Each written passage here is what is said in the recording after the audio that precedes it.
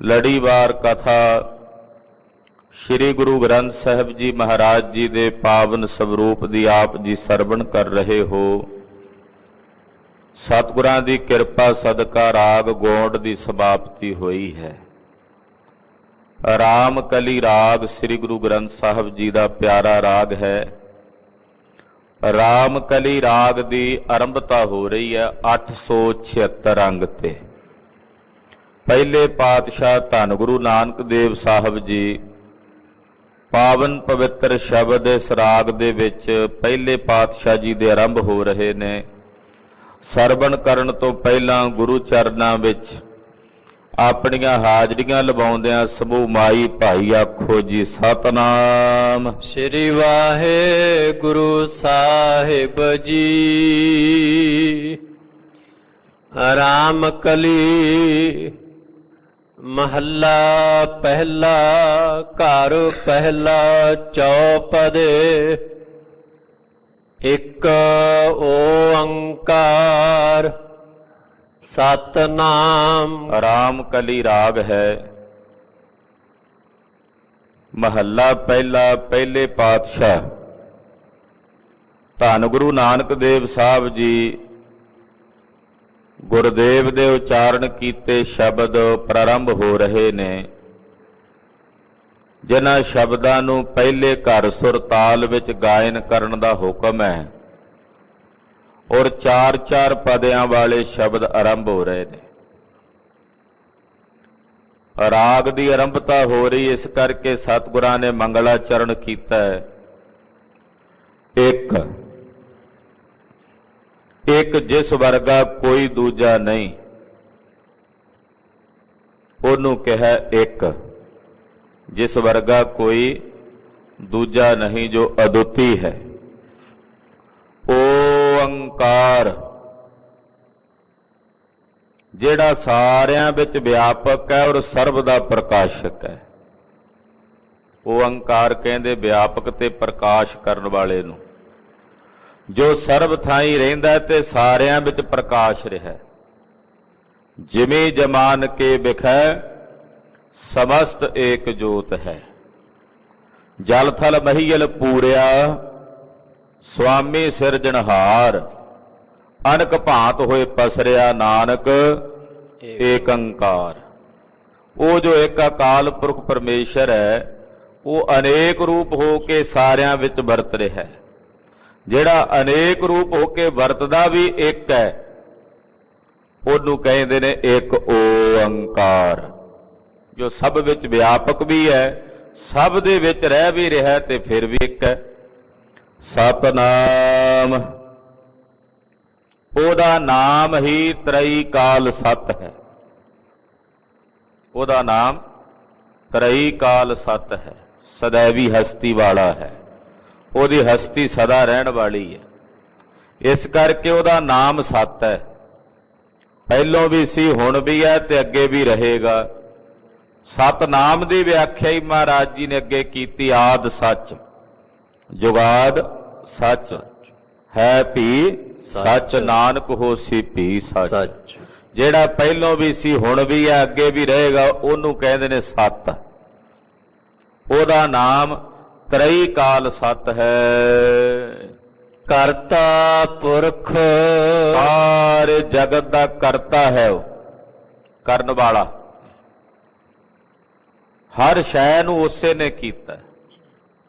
ਜੋ ਕੁਝ ਵੀ ਨਜ਼ਰ ਆ ਰਿਹਾ ਹੈ, ਸਭ ਉਸੇ ਦਾ ਕੀਤਾ ਹੋਇਆ। ਉਹ ਕਰਤਾ ਸਾਰੇ ਜਗਤ ਦਾ। ਕਰਤਾ ਬਣ ਕੇ ਕਰਦਾ ਹੈ ਤੇ ਕਰਕੇ ਫਿਰ ਸਾਰਿਆਂ ਵਿੱਚ ਪੁਰਖ ਪੂਰਿਆ ਵੀ ਹੋਇਆ। ਕਰਕੇ ਫਿਰ ਸਾਰਿਆਂ ਵਿੱਚ ਪਰਿਪੂਰਨ ਵੀ ਹੈ, ਪੂਰਿਆ ਹੋਇਆ। ਉਹਨੂੰ ਕਹਿੰਦੇ ਨੇ ਪੁਰਖ, ਜੋ ਸਾਰਿਆਂ ਵਿੱਚ ਵਰਤਦਾ ਹੈ। ਨਿਰਭਉ। ਉਹ ਨਿਰਭਉ ਹੈ। ਨਿਰਭਉ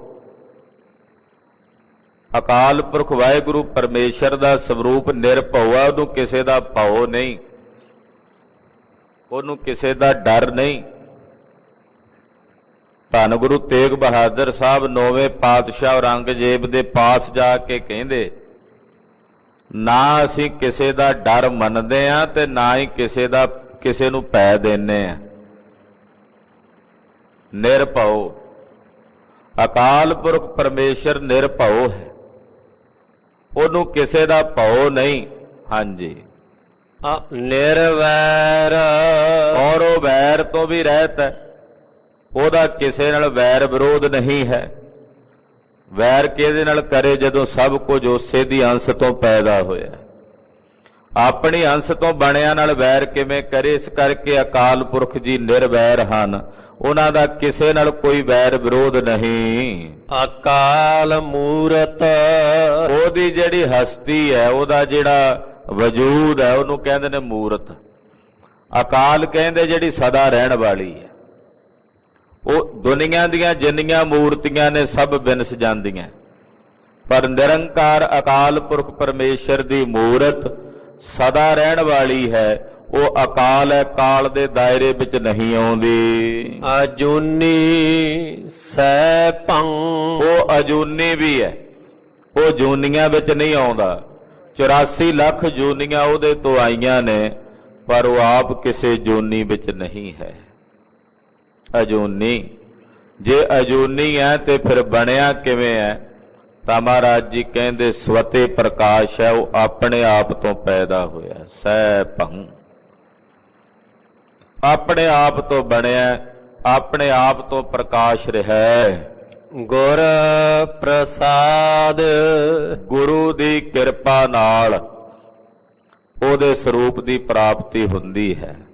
ਗੁਰੂ ਦੇ ਪ੍ਰਸਾਦ ਨਾਲ, ਗੁਰੂ ਦੀ ਕਿਰਪਾ ਨਾਲ ਉਹਦੇ ਸਰੂਪ ਨੂੰ ਪ੍ਰਾਪਤ ਕਰੀਦਾ ਹੈ। ਕੋਈ ਪੜਤਾ ਸਹਸਾ ਕਿਰਤਾ, ਕੋਈ ਪੜੈ ਪੁਰਾਨਾ। ਮਹਾਰਾਜ ਜੀ ਰਾਮਕਲੀ ਰਾਗ ਦੀ ਆਰੰਭਤਾ ਕਰਦੇ ਨੇ ਇਸ ਪਾਵਨ ਸ਼ਬਦ ਨਾਲ। ਕੋਈ ਤਾਂ ਸਹਸਾ ਕਿਰਤਾ ਪੜ੍ਹਦਾ, ਵਿਆਕਰਨ ਪੜ੍ਹਦਾ ਸੰਸਕ੍ਰਿਤ ਦੀ, ਕਿਉਂਕਿ ਸੰਸਕ੍ਰਿਤ ਸਿੱਖਣ ਵਾਸਤੇ ਪਹਿਲਾਂ ਉਹਦੀ ਵਿਆਕਰਨ ਪੜ੍ਹਨੀ ਪੈਂਦੀ, ਨਿਰੁਕਤ ਪੜ੍ਹਨਾ ਪੈਂਦਾ, ਸ਼ਬਦਾਂ ਦੀ ਵਿਉਤਪਤੀ ਕਿਵੇਂ ਹੁੰਦੀ ਹੈ ਉਹ ਪੜ੍ਹਨਾ ਪੈਂਦਾ, ਲਘੂ ਪੜ੍ਹਨਾ ਪੈਂਦਾ।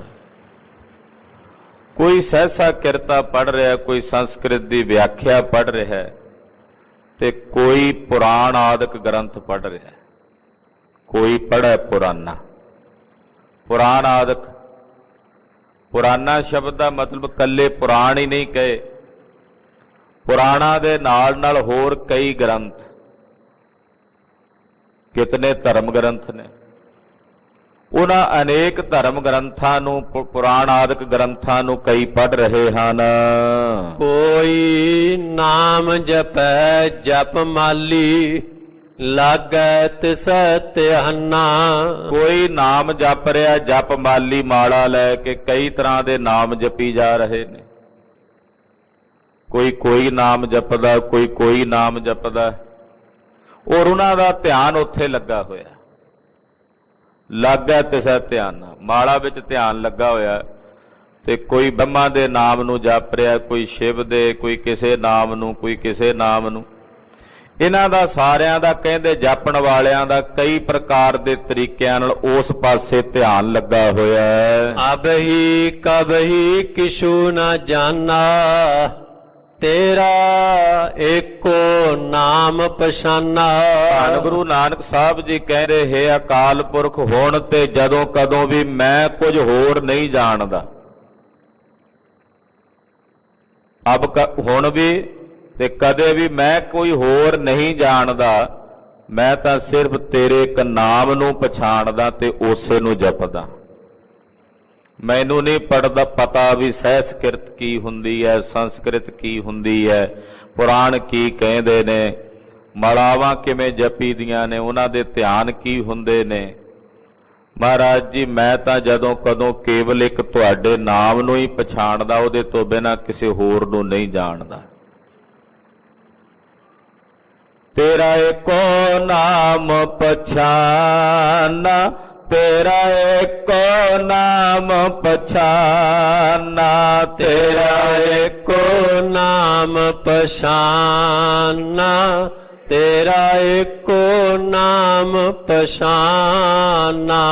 ਤੇਰਾ ਏਕੋ ਨਾਮ ਪਛਾਨਾ, ਤੇਰਾ ਏਕੋ ਨਾਮ ਪਛਾਨਾ, ਤੇਰਾ ਏਕੋ ਨਾਮ ਪਛਾਨਾ, ਤੇਰਾ ਏਕੋ ਨਾਮ ਪਛਾਨਾ।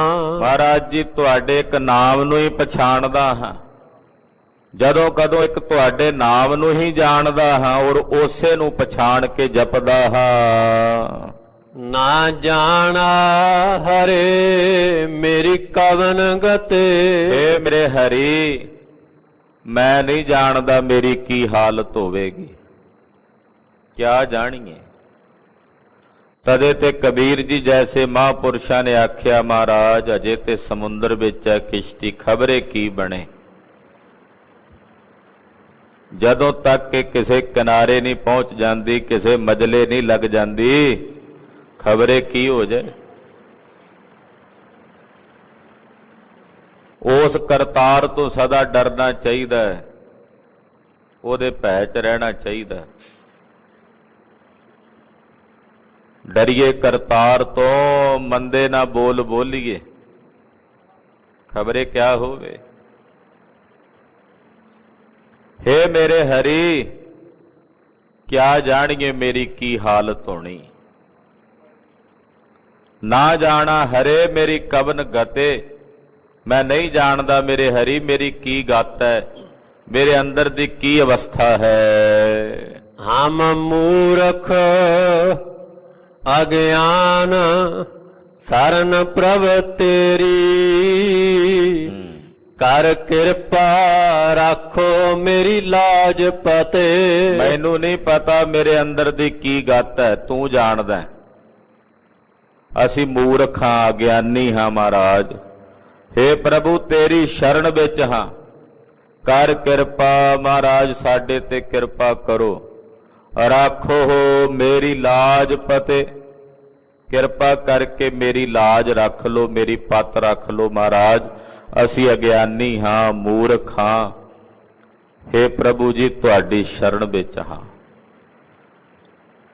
ਕਰ ਕਿਰਪਾ ਰੱਖੋ ਮੇਰੀ ਲਾਜ ਪਤੇ। ਮੈਨੂੰ ਨਹੀਂ ਪਤਾ ਮੇਰੇ ਅੰਦਰ ਦੀ ਕੀ ਗਤ ਹੈ, ਤੁਸੀਂ ਜਾਣੀ ਜਾਣੋ, ਜਾਣਦੇ ਹੋ ਮਹਾਰਾਜ। ਕਿਰਪਾ ਕਰਕੇ, ਦਇਆ ਕਰਕੇ ਮੇਰੀ ਪਤ ਤੇ ਮੇਰੀ ਪੈਜ ਰੱਖ ਲਵੋ। ਰਹਾਓ कबहू जियड़ा ऊब चढ़त है, कबहू जाए प्याले। महाराज मैं अपने इस जीड़े दी की गल कवां मनदी, कदे तां बड़ा उच्चा चढ़ जांदा हंकार विच, जदों कुछ माया आदिक दे चार छिलड़ मिल जाण ते बड़े हंकार विच उच्चा चढ़ जांदा। ਤੇ ਜਦੋਂ ਕਿਤੇ ਉਹ ਮਾਇਆ ਡੋਲਣ ਲੱਗੇ ਤੇ ਫਿਰ ਇੰਨਾ ਨੀਚ ਹੋ ਕੇ ਡਿੱਗ ਪੈਂਦਾ ਥੱਲੇ, ਡਾਵਾਂ ਡੋਲ ਹੋ ਜਾਂਦਾ ਕਿ ਪਤਾਲ ਦੇ ਵਿੱਚ ਥੱਲੇ ਚਲਾ ਜਾਂਦਾ, ਧਸ ਜਾਂਦਾ। ਇੱਕ ਤਾਂ ਇਹ ਅਰਥ ਹੈ। ਦੂਜਾ ਇਉਂ ਵੀ ਅਰਥ ਕਰਦੇ ਮਹਾਂਪੁਰਸ਼ ਵੀ ਕਦੇ ਤਾਂ ਬੜੀਆਂ ਉੱਚੀਆਂ ਉੱਚੀਆਂ ਉਡਾਰੀਆਂ ਮਾਰਦਾ ਇਹ ਮਨ, ਬੜੇ ਚੰਗੇ ਚੰਗੇ ਖਿਆਲ ਆਉਂਦੇ ਨੇ, ਚੰਗੀਆਂ ਚੰਗੀਆਂ ਗੱਲਾਂ ਅੰਦਰ ਫੁਰਦੀਆਂ ਨੇ, ਚੰਗੀਆਂ ਚੰਗੀਆਂ ਵਿਚਾਰਾਂ ਆਉਂਦੀਆਂ ਨੇ ਤੇ ਬੜਾ ਉੱਚਾ ਹੋ ਜਾਂਦਾ। ਤੇ ਕਦੇ ਇੰਨਾ ਨਖੇਧ ਤੇ ਨੀਚ ਸੋਚਦਾ ਵੀ ਪਤਾਲਾਂ ਤੋਂ ਵੀ ਥੱਲੇ ਧਸ ਜਾਂਦਾ। ਕਬਹੂ ਜਾਏ ਪਿਆਲੇ ਦਾ ਮਤਲਬ ਹੁੰਦਾ ਵੀ ਥੱਲੇ ਪਤਾਲ ਦੇ ਵਿੱਚ ਥੱਲੇ ਧਸ ਜਾਂਦਾ, ਵੀ ਪਤਾਲ ਤੋਂ, ਪਤਾਲ ਵੀ ਇਹਦੇ ਤੋਂ ਘੱਟ ਨੀਵੇਂ ਨੇ। ਕਦੇ ਤੇ ਇੰਨਾ ਨੀਚ ਸੋਚਦਾ, ਕਦੇ ਬੜੇ ਬੜੇ ਚੰਗੇ ਫੁਰਨੇ ਆਉਂਦੇ ਨੇ, ਬੜੇ ਬੜੇ ਚੰਗੇ ਖਿਆਲ ਆਉਂਦੇ ਨੇ, ਉੱਚਾ ਹੋ ਜਾਂਦਾ। ਤੇ ਕਦੇ ਬੜਾ ਨੀਚ ਜੇ ਖਿਆਲ ਕਰਕੇ ਨੀਚ ਬਿਰਤੀਆਂ ਵਾਲੇ ਪਾਸੇ ਨੂੰ, ਥੱਲੇ ਨੂੰ, ਪਤਾਲ ਨੂੰ ਧਸ ਜਾਂਦਾ ਹੈ।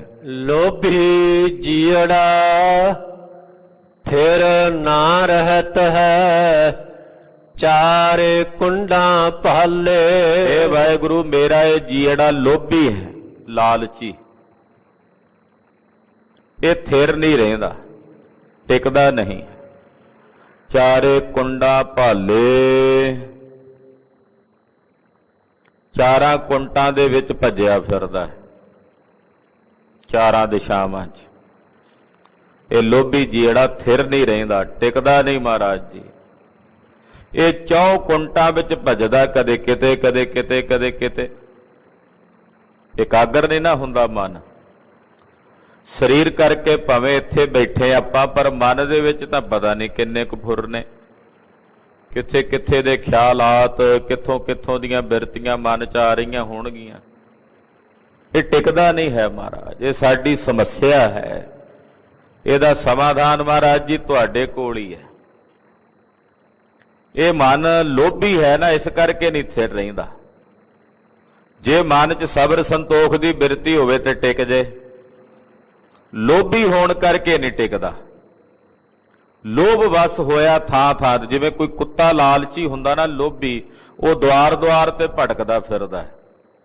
ਏਦਾਂ ਇਸ ਸਾਡੇ ਮਨ ਦੀ ਦਸ਼ਾ ਹੈ। ਇੱਕ ਜਗ੍ਹਾ ਤੇ ਥਿਰ ਨਹੀਂ ਰਹਿੰਦਾ। ਇਹ ਚਾਰਾਂ ਕੁੰਡਾਂ ਵਿੱਚ ਭਾਲਦਾ ਫਿਰਦਾ, ਕੁਝ ਇੱਥੋਂ ਲੱਭ ਜੇ, ਸ਼ਾਇਦ ਇੱਥੋਂ ਲੱਭ ਜੇ, ਇੱਥੋਂ ਮਿਲ ਜਾਏ। ਲੋਭੀ ਕੂਕਰ ਵਾਂਗੂ ਦਸਾਂ ਦਿਸ਼ਾਵਾਂ ਵਿੱਚ ਭੱਜਿਆ ਫਿਰਦਾ ਹੈ। ਮਰਨ ਲਿਖਾਏ ਮੰਡਲ ਮਹਿ ਆਏ, ਜੀਵਨ ਸਾਜੈ ਮਾਈ। ਮਰਨਾ ਲਿਖਾ ਕੇ ਇਸ ਮਾਤ ਲੋਕ ਦੀ ਧਰਤੀ ਤੇ ਆਏ ਹਾਂ ਅਸੀਂ। ਪਰਮੇਸ਼ਰ ਨੇ ਪਹਿਲਾਂ ਮਰਨ ਦਾ ਦਿਨ ਲਿਖਿਆ ਵੀ ਫਲਾਣੇ ਦਿਨ ਤੈਂ ਆਉਣਾ ਹੈ ਵਾਪਸ, ਤੈਨੂੰ ਸੱਦ ਲੈਣਾ। ਜਨਮ ਬਾਅਦ ਵਿੱਚ ਹੁੰਦਾ, ਪਹਿਲਾਂ ਪਰਮੇਸ਼ਰ ਸਵਾਸਾਂ ਦੀ ਪੂੰਜੀ ਮੁਕਰਰ ਕਰਦਾ, ਦਿਨ ਗਿਣ ਕੇ ਦਿੰਦਾ, ਸਮਾਂ ਤੇ ਅਵਧੀ ਪ੍ਰਦਾਨ ਕਰਦਾ। ਇਸ ਕਰਕੇ ਕਹਿੰਦੇ ਅਕਾਲ ਪੁਰਖ ਜੀ ਦੇ ਘਰੋਂ ਮਰਨਾ ਲਿਖਾ ਕੇ ਫਿਰ ਇਸ ਮਾਤ ਲੋਕ ਦੀ ਧਰਤੀ ਤੇ ਆਏ ਆ। ਪਰ ਇੱਥੇ ਆ ਕੇ ਵੀ ਆਪਣਾ ਜੀਵਨ ਹੀ ਸਾਜਦਾ ਵੀ ਮੈਂ ਖਬਰੇ ਬੜਾ ਲੰਮਾ ਜੀਵਨ। ਜੀਵਨ ਸਾਜ ਹੈ ਮਾਈ। ਭੱਜ ਭੱਜ ਕੇ ਜੀਵਨ ਨੂੰ ਸਾਜਣ ਵਾਸਤੇ ਤਿਆਰੀ ਕਰੀ ਜਾਂਦਾ। ਜੀਵਨ ਨੂੰ ਜੀਵਦਾ ਨਹੀਂ ਹੈ, ਜੀਵਨ ਜੀਵਨ ਦੀਆਂ ਤਿਆਰੀਆਂ ਹੀ ਕਰੀ ਜਾਂਦਾ ਸਾਰੀ ਜ਼ਿੰਦਗੀ। ਇਹਨੇ ਨੂੰ ਜੀਵਨ ਲੰਘ ਜਾਂਦਾ। ਇੱਕ ਹੁੰਦਾ ਜੀਵਨ ਨੂੰ ਜੀਵਣੇ ਵਾਲਾ, ਇੱਕ ਹੁੰਦਾ ਵੀ ਜੀਵਨ ਜੀਵਨ ਦੀਆਂ ਤਿਆਰੀਆਂ ਹੀ ਕਰੀ ਗਿਆ ਸਾਰੀ ਜ਼ਿੰਦਗੀ, ਵੀ ਆਹ ਕਰ ਲਾਂ ਫਿਰ ਜੀਵਨ ਜੀਵਾਂਗੇ, ਆਹ ਕਰ ਲਾਂ ਫਿਰ ਕਰਾਂਗੇ ਆਹ ਕੰਮ। ਉਹ ਸਾਰੀ ਜ਼ਿੰਦਗੀ ਇਦਾਂ ਹੀ ਲੰਘ ਜਾਂਦੀ, ਤਿਆਰੀ ਕਰਦਿਆਂ ਕਰਦਿਆਂ ਇੰਨੇ ਨੂੰ ਮੌਤ ਆ ਕੇ ਘੇਰ ਲੈਂਦੀ ਹੈ। ਇਹ ਸਾਡੀ ਸਾਰਿਆਂ ਦੀ ਦਸ਼ਾ ਹੈ, ਸਾਡੇ ਹਾਲਾਤ ਨੇ। ਏਕ ਚੱਲੇ ਹਮ ਦੇਖੈ ਸੁਆਮੀ, ਪਾਹੇ ਬਲੰਤੀ ਆਈ। ਹੇ ਪ੍ਰਭੂ, ਇੱਕ ਜਿਹੜੇ ਅਸੀਂ ਚੱਲਦੇ ਹੋਏ ਵੇਖੇ ਨੇ ਸੰਸਾਰ ਤੋਂ, ਸਾਡੀਆਂ ਅੱਖਾਂ ਦੇ ਸਾਹਮਣੇ ਕਿੰਨੇ ਨੇ ਜਿਹੜੇ ਚੱਲੇ ਗਏ। ਇੱਕ ਚੱਲੇ ਇੱਕ ਚੱਲ ਗਏ, ਰਹਿੰਦੇ ਭੀ ਫੁਨ ਜਾਹੇ। ਏਕਾਂ ਨੂੰ, ਏਕ ਦਾ ਮਤਲਬ ਹੁੰਦਾ ਇਕਨਾਂ ਨੂੰ। ਅਸੀਂ ਚਲਦਿਆਂ ਹੋਇਆ ਵੇਖਿਆ ਆਪਣੀਆਂ ਅੱਖਾਂ ਨਾਲ। ਹੇ ਸੁਆਮੀ, ਜਿਹੜੀ ਇਹ ਮੌਤ ਦੀ ਅੱਗ ਹੈ ਕਾਲ ਦੀ, ਇਹ ਬਲਦੀ ਬਲਦੀ ਸਾਡੇ ਵੱਲ ਵੀ ਵੱਧ ਰਹੀ ਹੈ। ਬੜਿਆਂ ਨੂੰ ਇਹਨੇ ਸਾੜ ਕੇ ਸੁਆਹ ਕਰ ਦਿੱਤਾ। ਕਾਲ ਤੇ ਮੌਤ ਦੀ ਅੱਗ ਨੇ ਇਹ ਵੱਧਦੀ ਵੱਧਦੀ ਸਾਡੇ ਵੱਲ ਵੀ ਆ ਰਹੀ। ਭੁਲੇਖਾ ਹੀ ਹੈ ਬੰਦੇ ਨੂੰ ਵੀ ਇਹ ਅੱਗ ਕਿਸੇ ਦੂਜੇ ਘਰ 'ਚ ਲੱਗੀ। ਭਗਤ ਜੀ ਕਹਿੰਦੇ ਵੀ ਇਹ ਤਾਂ ਘਰ ਘਰ ਹੀ ਲੱਗਣੀ ਹੈ ਬਈ। ਜੇ ਗੁਆਂਢ 'ਚ ਅੱਗ ਲੱਗੀ ਹੋਵੇ ਤੇ ਭੁਲੇਖਾ ਹੈ ਬੰਦੇ ਨੂੰ ਵੀ ਸਾਡੇ ਘਰ ਤੱਕ ਨਹੀਂ ਆਉਣੀ, ਬਸ ਉਧਰ ਨੂੰ ਵੀ ਵਧਣ ਵਾਲੀ ਹੈ। ਕਿਆ ਜਾਣਗੇ ਹਵਾ ਦਾ ਰੁਖ ਕਿਸ ਪਾਸੇ ਨੂੰ ਹੋ ਜੇ ਤੇ ਕਿਸ ਪਾਸੇ ਬਹਿ ਟੁਰੇ। ਇਹ ਮੌਤ ਦੀ ਅੱਗ ਬੜੀ ਭਿਆਨਕ ਹੈ ਜਿਹੜੀ ਬਲ ਰਹੀ ਹੈ, ਔਰ ਬਹੁਤੇ ਜੀਵਾਂ ਨੂੰ ਸਾੜ ਕੇ ਦਗਧ ਕਰ ਰਹੀ ਹੈ। ਨਾ ਕਿਸੇ ਕਾ ਮੀਤ ਨਾ ਕਿਸੇ ਕਾ ਭਾਈ, ਨਾ ਕਿਸੇ ਬਾਪ ਨਾ ਮਾਈ। ਜਦੋਂ ਇਹ ਮੌਤ ਆਉਣੀ ਹੈ ਨਾ, ਉਦੋਂ ਨਾ ਕਿਸੇ ਦਾ ਕੋਈ ਮਿੱਤਰ ਰਹਿਣਾ ਤੇ ਨਾ ਕਿਸੇ ਦਾ ਕੋਈ ਭਾਈ ਤੇ ਨਾ ਬਾਪ ਤੇ ਨਾ ਮਾਈ। ਇਹ ਸਭ ਸੰਬੰਧ ਜਿਉਂਦਿਆਂ ਜੀਦੇ ਨੇ, ਮਰਨ ਤੋਂ ਬਾਅਦ ਨਹੀਂ ਰਹਿੰਦੇ। ਜਦੋਂ ਮੌਤ ਆ ਗਈ ਮਹਾਰਾਜ ਜੀ ਕਹਿੰਦੇ ਭਾਈ ਕਿਸੇ ਮਿੱਤਰ ਨੇ ਮਿੱਤਰ ਨਹੀਂ ਬਣ ਕੇ ਖਲੋਣਾ, ਕਿਸੇ ਭਾਈ ਨੇ ਭਾਈ ਨਹੀਂ ਬਣਨਾ, ਕਿਸੇ ਮਾਈ ਤੇ ਬਾਪ ਨੇ ਬਾਪ ਮਾਈ ਨਹੀਂ ਬਣਨਾ। ਹਾਂਜੀ, ਪ੍ਰਾਣਵਤ ਨਾਨਕ ਜੇ ਤੂ ਦੇਵ ਹੈ, ਅੰਤੇ ਹੋਏ ਸਖਾਈ। ਗੁਰੂ ਨਾਨਕ ਸਾਹਿਬ ਜੀ ਫਰਮਾਉਂਦੇ, ਹੇ ਪ੍ਰਭੂ ਜਦੋਂ ਕਿਸੇ ਨੇ ਨਾਲ ਨਹੀਂ ਨਿਭਣਾ, ਜੇ ਤੂੰ ਮੈਨੂੰ ਆਪਣੇ ਨਾਮ ਦੀ ਦਾਤ ਦੇ ਦੇਵੇਂ ਤੇ ਉਹੀ ਨਾਮ ਹੈ ਜਿਹਨੇ ਅੰਤ ਵੇਲੇ ਮੇਰਾ ਸਖਾਈ ਹੋਣਾ, ਮੇਰੀ ਮਦਦ ਕਰਨੀ ਹੈ, ਮੇਰਾ ਸਹਾਈ ਹੋਣਾ।